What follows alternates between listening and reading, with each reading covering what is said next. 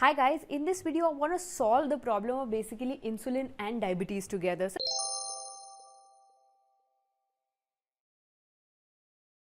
So let's understand a little bit deeper about diabetes. So before diabetes, there are two more stages that happens in our bodies. First is pre-diabetes, and before pre-diabetes it is insulin resistance. Let's understand each at a time. So what is insulin resistance?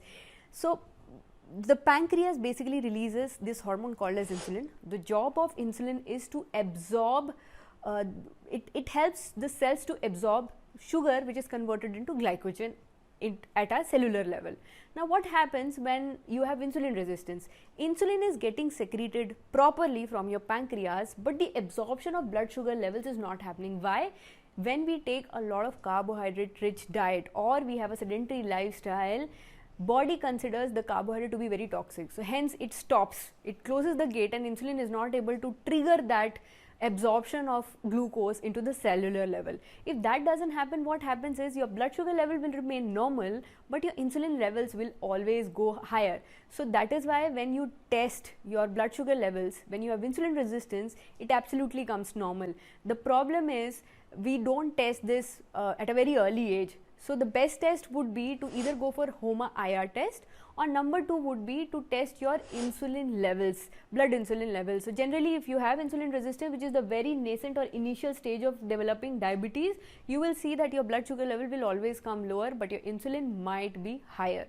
Second stage is your pre-diabetes stage. So what happens when you have pre-diabetes is you will see your HbA1c values slowly going up, and you will also see that your blood sugar levels have started raising up, but to a very nominal stage. Okay, so in this stage what happens is that in the entire process of insulin not being able to function properly and the cells are not able to absorb the sugar properly, this time the pancreas become tired. Okay, and then the insulin release is hampered. So that when this happens, your blood sugar level starts spiking up. But don't be very happy that you are at a very good stage. You are not. This may actually be a sign that your body is going to develop diabetes, which is where the blood sugar level extremely goes higher from normal, and that's when you develop diabetes. So what happens when you have this condition? Your doctor will, if you have insulin resistance, your doctor will put you under metformin, which is going to reverse your insulin resistance, or you will take medications to control your diabetes in case of either pre-diabetes or diabetes.